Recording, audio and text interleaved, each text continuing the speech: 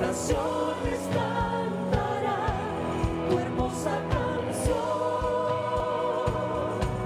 pues nadie te iguala, nadie te iguala. La gloria es para ti, oh Santo Dios. Te amamos, Señor. Te adoramos, Señor. Te adoramos, Señor. Digno de alabanza.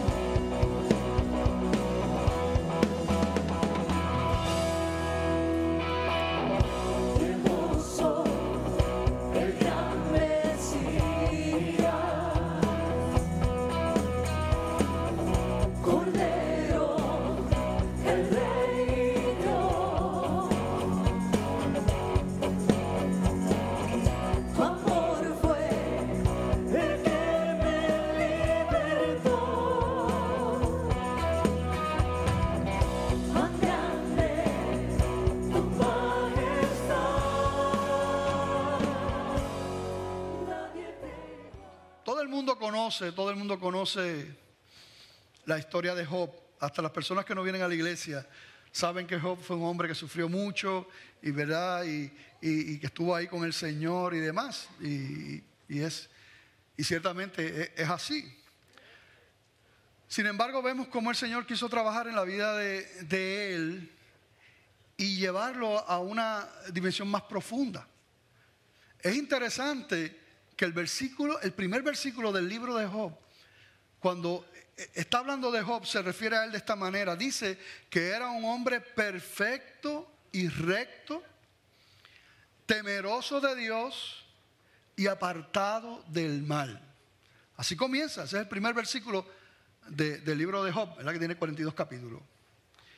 Sin embargo, las últimas palabras de Job, en ese mismo libro, él dijo lo siguiente, él dijo: de oídas te había oído, mas ahora mis ojos te ven. Por tanto me aborrezco y me arrepiento en polvo y en ceniza. Mira esto, o sea, un hombre que la misma palabra dice que era perfecto y recto, temeroso de Dios y apartado del mal, como él mismo, después de lo que pasó, dice entonces: de oídas te había oído. Este proceso que Dios llevó en la vida de Job, podemos ver ahí un hilo, ¿verdad?, conductor en todo ese libro, Dios trabajando con él de principio a final, y lo que vemos es el tema de la soberanía de Dios. La soberanía de Dios, Dios trabajando en la vida de este hombre, pero a la misma vez mostrándonos a nosotros, los hijos de Dios, los escogidos de Dios, quién es Dios y quiénes somos nosotros. Y yo les invito a estar en pie para que lean conmigo un pasaje de la Escritura, aunque vamos a estar viendo distintos pasajes, muchos pasajes. No me voy a detener, los pueden leer conmigo en las pantallas, porque vamos a ver muchos pasajes bíblicos. Pero aquí, mira lo que dice Job en el capítulo 12, versículo 13 en adelante. Y dice la palabra del Señor de esta manera. Job 12, 13. Con Dios está la sabiduría y el poder. Suyo es el consejo y la inteligencia. Si Él derriba, no hay quien edifique. Encerrará al hombre y no habrá quien le abra. Si Él detiene las aguas, todo se seca. Si las envía, destruyen la tierra. Con Él está el poder y la sabiduría. Suyo es el que yerra y el que hace errar. Él hace andar despojados de consejo a los consejeros y entontece a los jueces. Él rompe las cadenas de los tiranos y les ata una soga a sus lomos. Él lleva despojados a los príncipes y trastorna a los poderosos. Priva del habla a los que dicen verdad y quita a los ancianos el consejo. Él derrama menosprecio sobre los príncipes y desata el cinto de los fuertes. Él descubre las profundidades de las tinieblas y saca a luz la sombra de muerte. Él multiplica a las naciones y Él las destruye. Esparce a las naciones y las vuelve a reunir. Él quita el entendimiento a los jefes del pueblo de la tierra y los hace vagar como por un yermo, como un desierto sin camino. Van a tientas como en tinieblas y sin luz, y los hace errar como borrachos. Y vemos aquí precisamente el tema de la soberanía de Dios, de quién es Dios, lo que hace el Señor. Vamos a orar y luego continuamos. Padre, te damos gracias, Señor, por tu palabra. Gracias, Dios mío, por el regalo de la salvación. Gracias por haber quitado el velo que no nos dejaba ver. Gracias por la libertad que podemos tener en ti. Me presento ante ti, Señor, reconociendo que sin ti absolutamente nada puedo hacer. Sin ti nada podemos hacer. Gracias, Señor, porque no estamos a ciegas. Ahí está tu palabra. Queremos exaltar, Señor, tu nombre, glorificar tu nombre, decir que tú eres el Dios verdadero, el único Dios verdadero, todopoderoso, creador del cielo y de la tierra, y el Dios soberano eres tú, Señor. Que tú eres el Rey y nosotros simples criaturas. Gracias, Padre, por tu palabra, en el nombre de Jesús. Amén. Se pueden sentar. Hay un libro para niños, el libro se llama Cómo enseñar doctrinas bíblicas a los niños. Y mira cómo presenta este concepto de la soberanía de Dios tremendamente, y un libro de niños. Y dice así, lo pueden leer conmigo: Dios tiene autoridad absoluta y gobierna su creación. Él tiene el derecho y la capacidad de hacer lo que solo Él elige. Controla todo y a todos. Puede hacer lo que le plazca y lo hace. Nada sucede sin que Él lo cause o lo permita. Está en el trono del universo haciendo todas las cosas según el designio de su voluntad.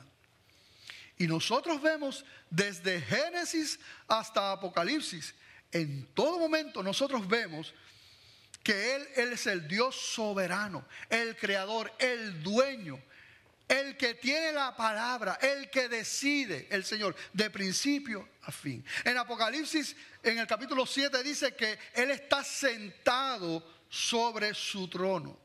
Dios está sentado sobre su trono. El Salmo 103, 19 lo expresa de esta manera: Jehová estableció en los cielos su trono y su reino domina sobre todos. Isaías 46, 10 lo presenta de esta manera: que anuncio lo por venir desde el principio y desde la antigüedad lo que aún no era hecho, que digo, mi consejo permanecerá y haré todo lo que quiero. En el libro de Daniel, capítulo 4, versículo 35, lo dice de esta manera: todos los habitantes de la tierra son considerados como nada, y Él hace según su voluntad en el ejército del cielo y en los habitantes en la tierra, y no hay quien detenga su mano y le diga: ¿qué haces? El Salmo 135, 6 dice: todo lo que Jehová quiere, lo hace, en los cielos y en la tierra, en los mares y en todos los abismos. Ese es el Dios al que nosotros servimos, y ese es el Dios de la palabra. Dios es soberano. Cuando nosotros decimos que Dios es soberano, estamos diciendo que Él es el que tiene el control de todas las cosas y que decide. Es lo mismo que decir que Él es el monarca absoluto. Y a la gente no le gusta ese término porque, como en el mundo, los que han sido monarcas absolutos han sido dictadores y han sido malos con el pueblo, y la historia en su mayoría recoge eso. Cuando escuchan esa palabra de monarquía absoluta, de un monarca absoluto, de un soberano que decide todas las cosas, pues como que lo ven mal. Y piensan que Dios es democrático, que tiene que ser democrático, ¿verdad? Que tiene que entonces llegar a un consenso, un acuerdo con los demás, o que la mayoría manda. Pero no es así. Cuando usted estudia la palabra de Dios de principio a fin, en el Antiguo Testamento, en el Nuevo Testamento, Él es el Señor. Él es el soberano, Él es el que decide lo que quiere. Y como vimos ahí en Job, claramente, cosas que nos parecen buenas y cosas que nos parecen malas. Pero Él es el Señor. Él es el que sabe todas las cosas. Así que según las Escrituras, ¿qué ocurre en el creyente cuando podemos entender y podemos sujetarnos a esa sabiduría de Dios? Es lo que queremos ver en la palabra. Y lo primero es que cuando uno entiende que Él es soberano, que Él tiene el control, el dominio, y que Él es un Dios bueno, que nos ama. De hecho, no solamente, bueno es poco, Él es buenísimo. Ustedes se creían que nos íbamos a quedar con eso. Él es buenísimo, pero sigue siendo el Señor. Él es el soberano Dios, un Dios bueno. Y cuando sus hijos entienden la soberanía del Señor, hay consuelo y hay descanso. Hay consuelo y hay descanso. Isaías 26, del 3 al 4, dice: tú guardarás en completa paz, ¿a quién? A aquel cuyo pensamiento en ti persevera, porque en ti ha confiado. Confiad en Jehová perpetuamente, porque en Jehová el Señor está la fortaleza de los siglos. También el salmista, en el Salmo número 4, el versículo 8, dice: en paz me acostaré y asimismo dormiré, porque solo tú, Jehová, me haces vivir confiado. Y ese Salmo 4, si usted lo lee, usted va a ver que él estaba pasando por situaciones difíciles, bien difíciles. Sin embargo, termina reconociendo y entendiendo que independientemente de las circunstancias y de lo que está pasando, puede entender o no lo puede entender, él sabe en quién ha creído, él sabe quién es el soberano, él sabe quién es el que tiene el control de todas las cosas, que su vida no está en las manos del diablo, que su vida no está en las manos del destino, que su vida no está en las manos de cualquier impío, que su vida no está en las manos de cualquier gobierno, que su vida no está en las manos de cualquier persona, que su vida no está en las manos de la economía, que su vida está en las manos de un Dios todopoderoso, creador del cielo y de la tierra, soberano, rey. Y entonces dice: en paz me acostaré y así mismo dormiré, porque solo tú, Jehová, me haces vivir confiado. Y es la historia cuando uno ha caminado con el Señor años, como aquí hay muchas personas también. No solamente tenemos el testimonio de la palabra de Dios y lo que la palabra dice, sino que tenemos testimonios vivos porque hemos caminado con el Señor y hemos visto tantos y tantos milagros. Ayer, cuando coordinaba lo de Christmas in July, llamaba a Tarafa para lo de la música típica. Y ahí él empezó a contarme cosas. Porque yo llego 10 años después que la iglesia ha comenzado. Y empieza a contarme que no, porque es que el Señor ha sido tan bueno. Y cuando estábamos, que nos íbamos a mudar y no teníamos silla, y empezamos a orar y me encuentro con esta persona de los cines Santa María. Y no, yo tengo la silla, la estamos vendiendo. Y qué sé yo, porque cerraron el cine. Y después, pero no teníamos el dinero. Y eran $30 y pico mil. Y de momento llega un cheque sin que nadie supiera de $30 y pico mil. Mira que son tantos y tantos y tantos testimonios. Eso me lo contaba él ayer. Ese yo no lo sabía. Cuando uno sabe en quién ha creído y uno conoce a ese Dios soberano,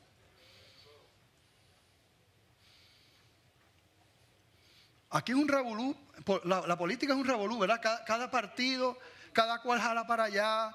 Y entonces uno te habla de lo mismo y te dice una cosa totalmente distinta de lo que te dice el otro del mismo tema y todo, ¿verdad? Eso es una cosa horrible, ¿verdad? Así funciona el mundo. Mi Señor no, Él es soberano, Él sabe todas las cosas. Y es fiel y verdadero. Y una verdad. No me quiero detener ahí. ¿Qué más pasa en aquellos que pueden comprender que tienen un Dios soberano? ¿Qué más? Mire, el cristiano que entiende eso es sostenido en toda prueba, no importa la prueba que sea. Incluyendo la prueba mayor que tiene que ver con la muerte.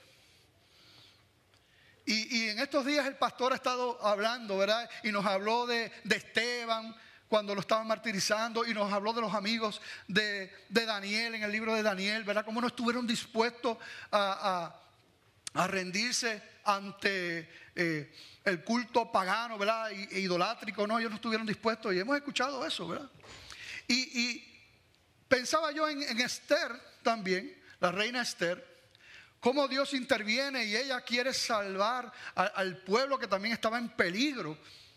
Y aunque ella no podía, no se suponía que entrara a hablar con el rey, ella, entendiendo que está en las manos de un Dios soberano, que tiene el control de todas las cosas, que no es el rey y que no importa lo que hagan, porque los amigos de Daniel, Sadrach, Mesach y Abednego, ellos dijeron, Dios nos puede librar del horno, pero si no nos libra, tampoco te vamos a rendir. O sea, ellos entendían ese concepto.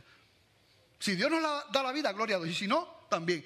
Pues ella dijo las siguientes palabras. Ella dijo, entonces entraré a ver al rey, aunque no sea conforme a la ley. Y si perezco, que perezca. Entiende quién es Dios. ¿Quién es Dios? Nosotros, hermanos, no podemos separar. La iglesia del Señor no puede separar la salvación del señorío de Cristo. No puede. Están ahí. Si tú aceptas al Señor como Salvador de tu vida, lo aceptas como Señor. Él es el Señor. El Kurios. Y eso es el mismo principio que está en la soberanía del Señor. Hay un testimonio muy famoso, el testimonio de Policarpo, que también fue un mártir, ¿verdad?, por el Señor. Y él era un obispo en Esmirna, estamos hablando del año 155 después de Cristo, así que hace muchos años. Y la historia es larga, la historia recoge las oraciones que él hizo y hermoso, ¿verdad? Pero solamente quiero mencionarles algunas cosas. Cuando lo arrestaron y lo estaban llevando, ¿verdad? Para confrontarlo y eventualmente matarlo. Era un hombre especial y aún la misma policía no lo quería matar. Y trataron de disuadirlo. El capitán de la policía le dijo, ¿qué tiene de malo decir César es el Señor? Y ofrecer un sacrificio y salvar la vida. ¿Qué tiene de malo eso? Pero entonces él le responde, 86 años, de hecho cuando llega y el procónsul le pregunta, ¿verdad?, si está dispuesto a negar a Cristo o a morir, entonces él dice, 86 años le he servido y él nunca me ha hecho ningún mal. ¿Cómo voy a blasfemar de mi rey que me salvó? Y ahí mismo le dice, no, te vamos a quemar en la hoguera. Ajá, ¿eso es lo que tú crees? Pues te vamos a quemar en la hoguera. ¿Tú sabes lo que él le dijo? Él le responde, tú me amenazas con un fuego que arde solo un momento y se sofoca enseguida. Porque no conoces el fuego que les espera a los malvados en el juicio por venir y en el castigo eterno.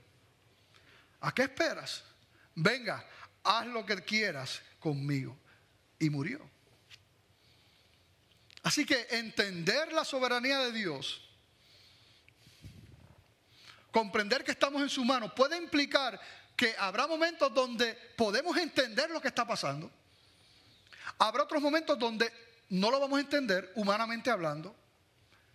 Pero el enfoque de esta palabra que estamos compartiendo hoy, yo no quiero ni siquiera que seamos nosotros. Es imposible, en un sentido, hablar de los beneficios, ¿verdad?, de conocer quién es nuestro Dios y nuestro Señor, y como Dios soberano. Pero a la misma vez, lo que queremos en esta mañana es reconocer que Él es el Señor. Reconocer que Él es el Dios todopoderoso, creador del cielo y de la tierra, y que lo que Él decida está bien. ¿Pueden decir eso conmigo? Señor, lo que tú decidas está bien.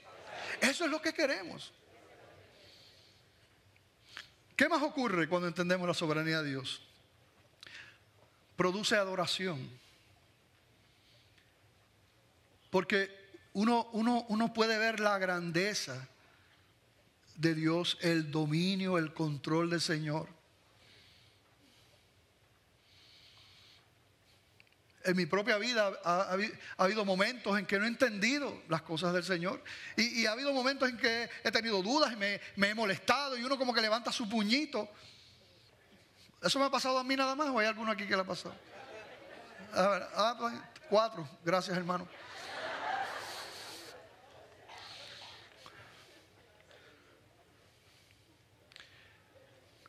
Porque Dios no respondió como uno quería.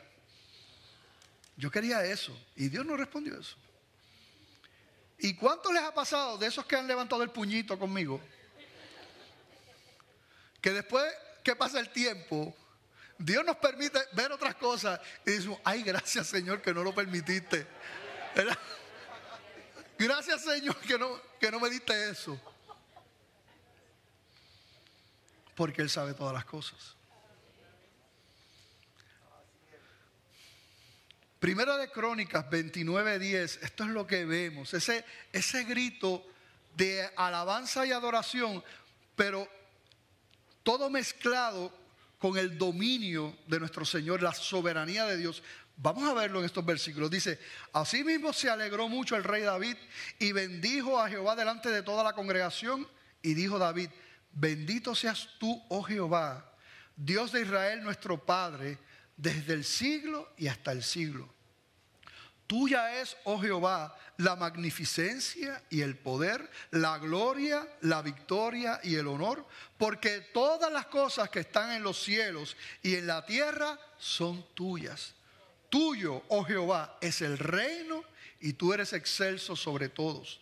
Las riquezas y la gloria proceden de ti y tú dominas sobre todo. En tu mano está la fuerza y el poder, y en tu mano el hacer grande y el dar poder a todos.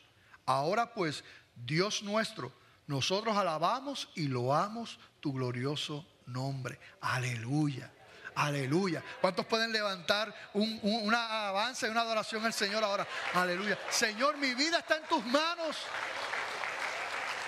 Tú eres el rey. El mundo está loco. Pareciera que Satanás es el vencedor. No. Tú eres el soberano rey. Hay un plan y tú eres el victorioso. Aleluya. Y todos los que están con Él son más que vencedores, más que victoriosos. Pero no es agradable esta doctrina para todos. No es agradable para todos la doctrina de la soberanía. Para muchos no. Sobre todo para el impío. Al impío le molesta. Porque como he dicho, implica el señorío de Cristo. Implica que Él es el Señor y nosotros sus criaturas. Y al impío eso le molesta. Porque el hombre en su arrogancia y prepotencia pretende ser más grande que Dios. Él se cree que puede tomar a Dios, ¿verdad? Y ponerlo aquí, ponerlo allá. Ese es el concepto que tiene mucha gente de Dios, pero no es así. Él es el Señor. Él hace como Él quiere, cuando Él quiere, como Él quiere, donde Él quiere. Él es el Señor. Y nadie jamás podrá torcerle el brazo a Dios. Nadie. Él es el rey. También esta doctrina de la soberanía de Dios que estamos hablando hoy es un estorbo para los que proclaman el evangelio de la prosperidad y de los pequeños dioses, ¿verdad? Donde el hombre se centra, pero ya no de impíos que están fuera, tristemente hablando de gente que proclama y dice ser cristiano. Y también es un estorbo esta doctrina de la soberanía. Y uno se pregunta, ¿por qué? Yo le voy a decir por qué. El mayor ataque actualmente, y esto es parte de lo que estaba, ¿verdad?, en mi corazón y quería compartir con la iglesia y con las personas que están viéndonos, ¿verdad?, en sus hogares, a través del internet, a través de la televisión. También que escuchen esto, que el pueblo escuche esto, porque actualmente el mayor ataque a la soberanía de Dios se manifiesta en decretar y en declarar. Yo declaro que Puerto Rico será de Cristo, que cada punto de droga será de Cristo. No diga amén. No diga amén. Porque lo que estoy diciendo es que si eso no pasa, como no pasa, es una mentira entonces. Y tú has tomado el nombre de Dios en vano. Yo puedo orar, Señor, yo anhelo, te pido que Puerto Rico sea para Cristo. Yo te pido, Señor, te pido, te imploro, Dios mío, creador del cielo y de la tierra, Dios soberano, te pido que salves a todos los que están en los puntos de drogas de nuestro país. Tú puedes hacer eso, pero tú decir, yo declaro que todo, no. Ya no se ora. ¿Qué pasa cuando lo que se declara no se cumple? ¿No se supone que están hablando en nombre de Dios? Hermano, yo le voy a decir una cosa. Si Dios dice algo, eso es lo que hay. Llueva, truene, ahora dicen oventee. Yo me acuerdo que cuando era chiquito era llueva, truene y relampaguee. Pero ahora es llueva, truene y ventee. ¿Está bien? Cuando Dios dice algo, eso es. Te declaro sano en el nombre de Jesús. Escucha bien. Esa enfermedad no es de muerte. Sí, porque tienen como un librito de las palabras, ¿cómo se dicen? Las oraciones. Esa enfermedad no es de muerte. Y al otro día, ¡plum!, se murió la persona.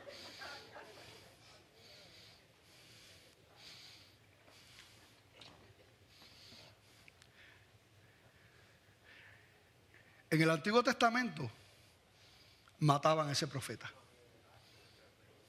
por tomar el nombre de Dios en vano. Hoy día, cuando eso pasa y van donde la persona que profetizó que esa enfermedad no era de muerte y que lo declaró, ¿verdad? Yo te declaro sano, y se murió. Cuando usted va donde esa persona dice, mira, pero tú no dijiste ¿verdad?, que el Señor había dicho que no iba a morir. ¿Tú sabes lo que dicen? Bueno, si no tiene fe. Si la persona no tiene fe, mira cómo salen del problema.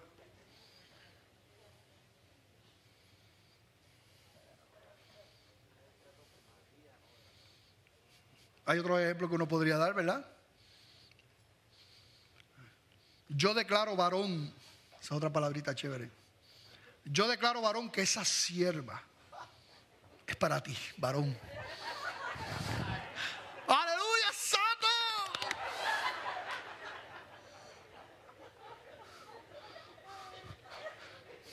Y cuando la persona va de la sierva, el Señor dijo que tú serías para mí. Y ella lo mira así, ¿tú estás loco? Que Dios me lo revele. Que Dios me hable a mí. Miren, así debería ser, ¿verdad? Que Dios se lo revele a ella. Tristemente hablando, no es el tema, pero muchas veces hay personas que se han casado así. Por eso es que, o sea, esto además de ser una ofensa al carácter de Dios, al carácter santo de Dios, a la soberanía de Dios, además de ser una ofensa, hace mucho daño a la gente y al pueblo.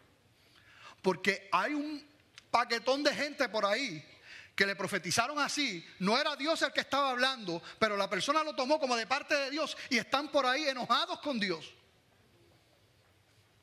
Porque un charlatán o una charlatana tomó el nombre de Dios en vano.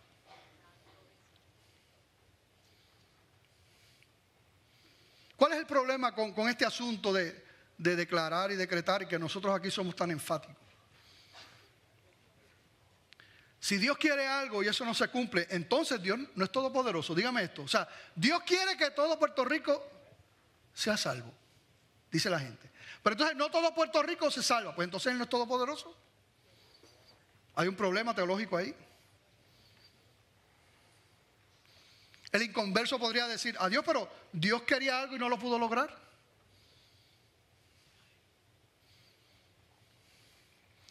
Si lo que se declara no es verdad, entonces es una mentira. Y parece, ¿verdad?, obvio, pero no. Es entender eso. O sea, si lo que tú declaras como verdad no es así, es una mentira. Es una mentira. El Señor nos manda a orar.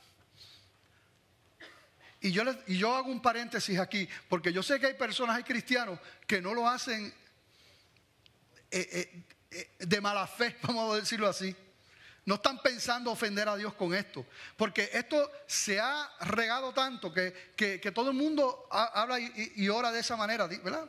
Declaran y decretan. Y hay algunos porque le han enseñado que si no lo hacen de esa manera no tienen fe. No, tú tienes que decir eso, porque si no, pues entonces es que no tienes fe, ¿no? La fe no es un asunto de las palabras. La fe es un asunto del corazón y Dios conoce el corazón.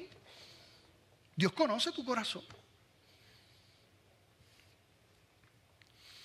¿De dónde vienen todas estas cosas? Bueno, estamos en este mundo, ¿verdad? Y allá a mediados del siglo XIX, mira para allá, 1800 y pico por allá, comienza esta corriente filosófica llamada el nuevo pensamiento en Estados Unidos.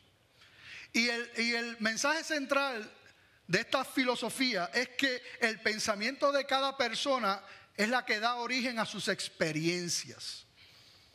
Así que los pensamientos es importante porque eso es lo que entonces se traduce en la verdad de las personas. Y por eso ese énfasis, ¿verdad?, mental y en el positivismo y en el ejercicio de las afirmaciones, eso viene de ahí. Las personas piensan que es lo mismo que la nueva era, pero no es la nueva era. La nueva era aparece 100 años después. Se parecen en algunas cosas, difieren en otras. Pero es un hombre llamado Phineas Kimby en los Estados Unidos que desarrolla unos supuestos métodos de curación mental y abre una oficina en Estados Unidos, en Maine. Estamos hablando de 1854. Y allí él recibía a los que se querían sanar y aprender esos métodos. Y de ahí comienza todo esto, ¿verdad? Todo esto mezclado. De hecho, ahí los fundadores de la ciencia cristiana fueron, ¿verdad?, parte de ese movimiento con él, y de ahí surge la metafísica y la confesión positiva, que lo que tú dices, lo que declaras, eso es lo que se cumple. La visualización, que la visualización es que no, tú tienes que verlo, tu mente, tú visualízalo ahí, embarázate de eso ahí en tu mente, tú lo ves y entonces eso se materializa. Todo eso, lenguaje de todos estos movimientos totalmente anticristianos y antibíblicos. Y la superfe toma todo eso también, este evangelio, ¿verdad?, donde ya no es Dios el centro, sino que Dios se convierte en un esclavo cósmico que tiene que hacer lo que a mí me da la gana. Inclusive ha habido predicadores del evangelio de la prosperidad que ha dicho, no, mira, tú lo que tienes que hacer es, tú declara con tu boca que con eso Dios se ve atado a responder. Mira para allá.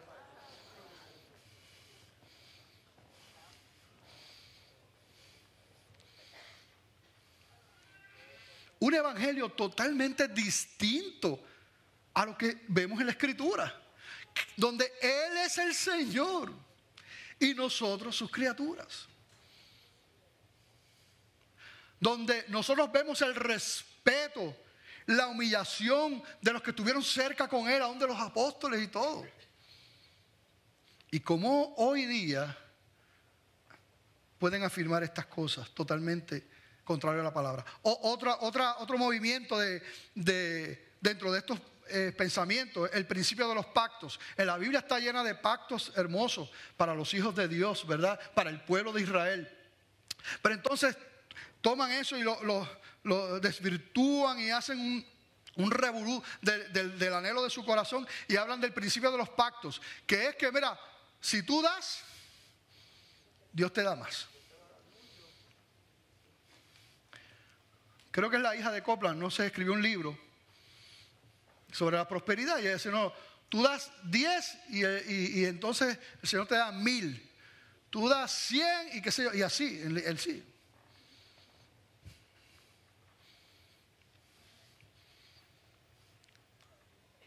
Totalmente contrario a lo que el Señor enseñó.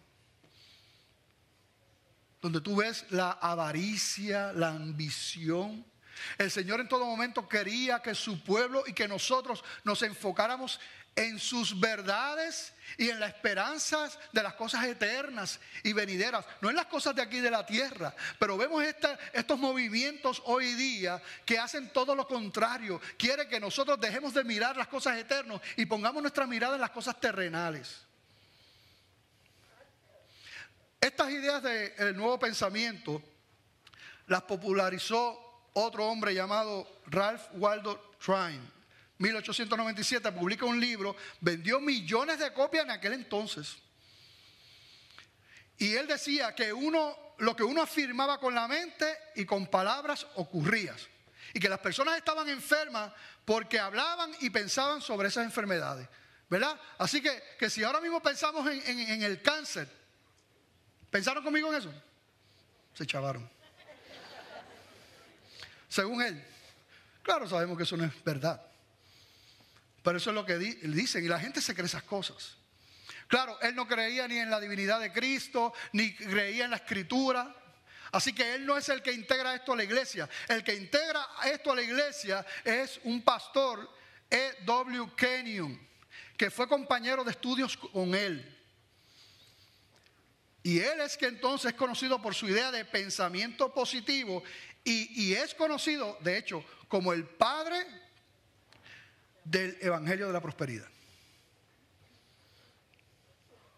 Así que, en resumen, la idea del yo declaro no es más que la representación de estas ideas paganas, de esos movimientos filosóficos del nuevo pensamiento que se han metido en la iglesia y en el mundo, del mundo en la iglesia, para contaminar la iglesia. Hemos hablado mucho de eso. ¿Qué dice la palabra? Les pido que vayan conmigo y que lean, ¿verdad? Que lean. ¿Qué dice la palabra del Señor? En Santiago capítulo 4, versículos 13 en adelante dice, mira lo que dice la palabra. Ya escuchamos lo que dice el mundo por ahí y lo que se ha metido dentro de las iglesias. Pero mira lo que dice la Escritura. Vamos ahora los que decís, hoy y mañana iremos a tal ciudad y estaremos allá un año y traficaremos y ganaremos. Cuando no sabéis lo que será mañana, porque ¿qué es vuestra vida? Ciertamente es neblina que se aparece por un poco de tiempo y luego se desvanece. En lugar de lo cual deberías decir, si el Señor quiere, viviremos y haremos esto o aquello. Pero ahora os jactáis en vuestras soberbias. Toda jactancia semejante es mala. Y al que sabe hacer lo bueno y no lo hace, le es pecado. En 1 de Juan 5:15, este es un texto utilizado por ese pensamiento de la prosperidad, de la confesión positiva y de todo ese asunto que pretende minimizar la soberanía de Dios. Y ellos utilizan este versículo y si sabemos que Él nos oye, ¿cuántos saben que Él nos oye? En cualquiera cosa que pidamos, sabemos que tenemos las peticiones que le hayamos hecho. Y toman ese versículo porque mira, toda mentira, toda doctrina que no es bíblica sale de la Biblia pero fuera de contexto. Utilizan un versículo fuera de contexto. De hecho, ha habido gente que ha matado, que son asesinos y utilizan la Biblia. Pero obviamente fuera de contexto. Porque ese es el versículo. ¿Qué versículo era el que estábamos leyendo? Dale para atrás. El 15. Pero hay que leer el 14. ¿Qué dice el 14? Y esta es la confianza que tenemos en Él. Que si pedimos alguna cosa conforme a ¿qué?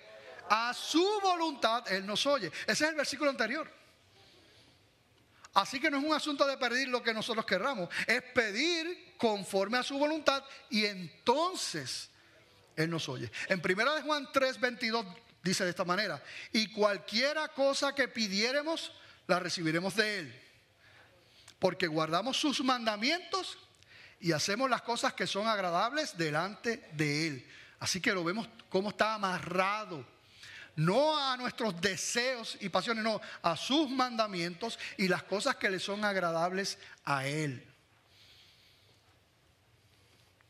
Versículo 3 del Santiago capítulo 4. Pedís y no recibís porque pedís mal. ¿Para qué? Para gastar en vuestros deleites. El versículo 4 dice: oh almas adúlteras. Mira qué expresión, quédate ahí un momentito. Mira qué expresión, oh almas adúlteras. Porque ese tipo de evangelio, ese tipo de pensamiento, donde Dios no es el Señor soberano, no es el que manda, sino que soy yo realmente. ¿Por qué adúlteros? Porque el centro no es Dios. Porque el centro del amor de mi corazón no es Dios, soy yo y lo que yo quiero del mundo. Así que no es el Señor, por eso es adúltero. Y lo explica más aún, ¿verdad? Dice: ¿no sabéis que la amistad del mundo es enemistad contra Dios? Cualquiera pues que quiera ser amigo del mundo se constituye enemigo de Dios. ¿O pensáis que la Escritura dice en vano: el Espíritu que Él ha hecho morar en nosotros nos anhela celosamente? Mira esto, primero dice: oh almas adúlteras, porque es que Dios ama a sus hijos. O sea, los mandamientos de Dios, el hecho de que tú puedas entender y comprender quién es Dios, no es para el bien de Dios. Dios está bien, Él es Dios. Él es perfecto, ha sido perfecto por toda la eternidad. Él no necesita nada. O sea, a Dios le interesa porque Él te ama, celosamente te ama. Y Él quiere que tú puedas vivir según el diseño de Él. No es por Él, es por ti. Santiago 4:6 dice: pero Él da mayor gracia. Por esto dice: Dios resiste a los soberbios y da gracia a los humildes. Yo te digo a ti, Señor, yo declaro ahora, mira esto: soberbia. Soberbia. Él resiste a los soberbios y da gracia a los humildes. Miqueas 7:7 dice: mas yo Jehová miraré, esperaré al Dios de mi salvación, el Dios mío me oirá. Dice que yo voy a mirar a Jehová, pero que dice: voy a esperar ¿en quién? En Él. El Salmo 135, mira cómo lo dice, dice: esperé yo a Jehová. Léanlo conmigo. Esperé yo a Jehová, esperó mi alma, en su palabra he esperado. Otra vez: esperé yo a Jehová, esperó mi alma, en su palabra he esperado. ¿En qué he esperado? En su palabra. No en la mía, en mi palabra o en la de Él.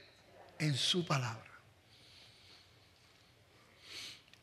Y tenemos tantos ejemplos. Mira, para comenzar, es increíble cómo estos pensamientos y esta filosofía se meten dentro de la iglesia.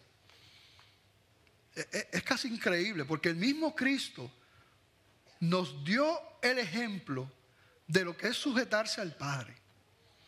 El mismo Cristo. En Juan 5:30, mira lo que Cristo dice. Él dice: no puedo yo hacer nada por mí mismo.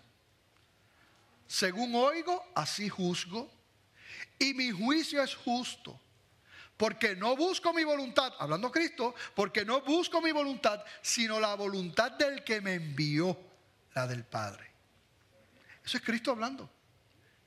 Un poquito más adelante, en el 12:49, dice, porque yo no he hablado por mi propia cuenta, hablando Cristo. El Padre que me envió, Él me dio mandamiento de lo que he de decir y de lo que he de hablar. Y sé que su mandamiento es vida eterna. Así pues, lo que yo hablo, lo hablo como el Padre me lo ha dicho. El mismo Cristo. En la misma oración del Padre Nuestro, en el versículo 10 del capítulo 6 de Mateo, el Señor dice, venga a tu reino, y después dice, hágase tu voluntad, como en el cielo, así también en la tierra. Cristo. Hágase tu voluntad, como en el cielo, así también en la tierra. Nosotros lo que queremos es que se haga la voluntad de la tierra, de nosotros, en el cielo. El cielo la ejecute. Pero no es así. Tú sabes que un predicador de este evangelio y de estos movimientos dijo lo siguiente. Hay un libro, Cristianismo en Crisis, ahí fue que leí esa cita, y él dijo lo siguiente: nunca salgan, hablando al pueblo de Dios, nunca salgan de su boca estas palabras: Dios, si es tu voluntad. Que no salgan de tu boca, Dios, si es tu voluntad, las palabras que Cristo dijo.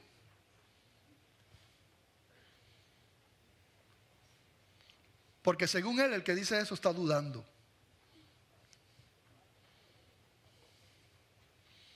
Ahora, estamos terminando, pero hay otro extremo que yo quiero mencionar rapidito. El otro extremo es que entonces no creemos en el poder de Dios. Está mal presumir de la fe y de ostentar el lugar de Señor en nuestra relación con Él. Eso está mal. Está mal pretender amarrar a Dios como si pudiéramos. Nadie puede realmente. Con nuestras palabras, la voluntad de Dios. Pero también está mal irse al otro extremo, que no creemos entonces en el poder del Señor. Y yo tengo que decir como bautista del sur que nosotros tenemos que cuidarnos de eso. Entonces mucha palabra, pero dejamos de creer como niños, de tener esa fe como niños y de las cosas que Dios puede hacer hoy día. Porque Dios tiene poder para sanar, Dios tiene poder para libertar, Dios tiene poder para perdonar, Dios tiene poder para hacer lo que quiera. Nada es imposible para Dios. Al ministerio de capellanía, al principio, yo les enseñé acerca de la diferencia entre la fe y la resignación. Y nosotros los cristianos tenemos que orar con fe. Y pedirle al Señor que aumente nuestra fe. Pero orar con fe. Uno no puede orar con resignación. A menos que Dios, ¿verdad?, le haya dicho algo a la persona. Pero sí, ¿a qué yo me refiero? Ir allí, vamos al hospital. Los médicos han dicho que le quedan 2 horas de vida. El cuadro es terriblemente triste. Uno ve todo eso, toda esa angustia. Y entonces llegan los capellanes, la gente del Señor, va allí a orar. Y entonces, Señor Padre, lo presento, ¿verdad? Dale consuelo. O sea, lo está mandando a viajar. No, yo les he dicho, y aquí están los capellanes. Yo digo, no, nosotros vamos a orar con fe, porque Cristo tiene poder para sanar. Y Cristo puede levantar el médico dijo que le quedaban 2 horas de vida. Y el Señor puede decir, no, tú te levantas en el nombre del Señor. Dios lo puede levantar. Así que uno va a orar en fe. Y uno ora por un milagro. Ahora, lo que no vamos a hacer es declarar y decretar. Vamos a orar. Verá, Señor, tú tienes poder para sanar. Te pedimos que levantes esta vida, Señor, que obres un milagro sobre él, Señor, como tú has hecho y sigues haciendo, Padre. Si es tu voluntad, tú puedes hacerlo, Padre. Ahora, declarar no. Así que hay que tener ese balance. No podemos entonces caer. No, Dios es poderoso. Y vemos que hubo milagros en la Escritura también que estuvieron condicionados a la fe. Por eso es que yo digo, como los apóstoles decían, aumentanos la fe. Mira, ¿sabes qué tremenda oración? Señor, aumentanos la fe. ¿Cuántos quieren hacer esa oración? Aumenta mi fe, Señor. Esa oración la hicieron los apóstoles. Aumenta mi fe, Dios mío. La palabra dice que sin fe es imposible agradar a Dios. Así que es importante también ese aspecto. No queremos minimizar eso. Cuando dos ciegos se le acercaron a Jesucristo, ¿verdad? Y le pidieron que los sanara. Jesucristo los mira y le dice, ¿creen que puedo hacer esto? Y ellos dijeron, sí, Señor. Entonces les tocó los ojos diciendo, conforme a vuestra fe os sea hecho. Así que la sanidad de ellos estuvo condicionada a su fe también. Cuando Pedro caminó sobre las aguas, ustedes saben, ¿verdad? Que anda y estaba la tormenta y todo eso, y el Señor le dijo, ven. Y entonces Pedro iba y miraba a los otros apóstoles allá y decía, pero de momento vino un viento, qué sé yo, y se hundió. ¿Qué le dijo Jesucristo? Le dijo, al momento Jesús extendiendo la mano, asió de él y le dijo, hombre de poca fe, ¿por qué dudaste? La fe de una mujer cananea. Ella le dice, Señor, hijo de David, ten misericordia de mí. Mi hija es gravemente atormentada por un demonio. ¿Y qué le responde Jesús? Él le dice, oh mujer, grande es tu fe, hágase contigo como quieres. Y su hija fue sanada desde aquella hora. Así que no sabemos la importancia de la fe. Y que hay milagros condicionados a la fe también. O sea, el hecho de que creamos en la soberanía del Señor no descarta la responsabilidad que tiene el hombre. Eso van de la mano. Eso no es un divorcio, eso es un matrimonio. La soberanía de Dios y la responsabilidad del hombre. Lo vemos en la Escritura igualmente. Así que el balance perfecto, ¿cuál es? El balance perfecto es saber que Dios todo lo puede. Saber que Dios todo lo puede. Saber que Dios todo lo puede. Entender que Él es soberano, Él es el dueño y yo soy el siervo. Saber que Él escucha a los suyos. ¿Tú lo crees? Los que lo creen que digan amén. Que Él escucha a los suyos. Conocer que su voluntad es mejor que la mía. Mi oración tiene que estar unida a su voluntad. Él no contestará lo que me corresponde a mí hacer. Amén también. Y eso podría ser otro mensaje. Necesitamos clamar por más fe. Amén.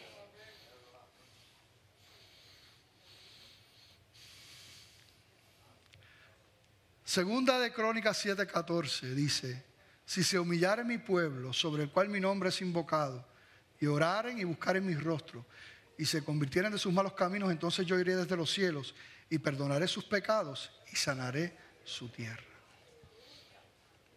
Él es todopoderoso, pero su corazón está cerca del que se humilla, del que reconoce la grandeza del Señor. Que Dios nos ayude a eso. Antes de terminar, quisiera preguntar si aquí hay alguna vida que nunca le ha entregado su vida, su corazón al Señor.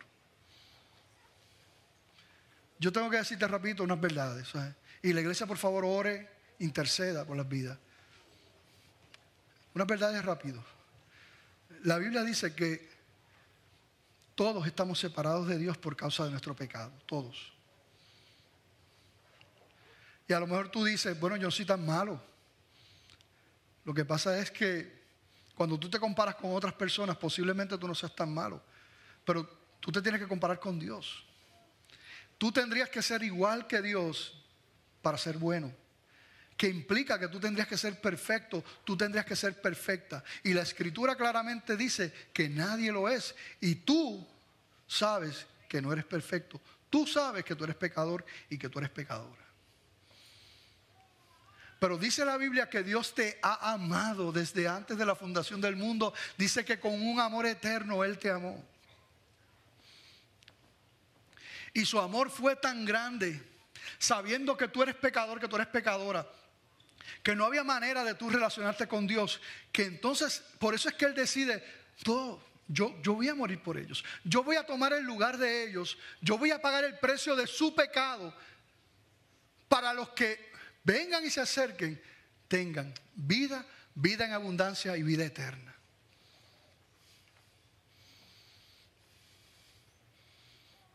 Pero Cristo llamaba públicamente. Y dice Juan 1 que a todos los que le recibieron, a los que creen en su nombre, Él les dio la potestad de ser hechos hijos de Dios. A los que Él les recibieron. Nosotros vemos en los hechos cómo respondieron 3,000, luego 5,000. Vemos eso en los libros. O sea, que había una respuesta. Por eso es que nosotros llamamos públicamente. Yo tomé esa decisión hace 32 años. La mejor decisión de mi vida, y es la mejor decisión que cualquiera puede tomar, rendir su vida al Señor. Dice la palabra que sus pecados son perdonados. Dice la palabra que el Espíritu Santo viene a hacer morada contigo. Dice la palabra que Él estará contigo todos los días hasta el fin del mundo. Dice la palabra que Él tiene propósitos para ti. Propósitos eternos.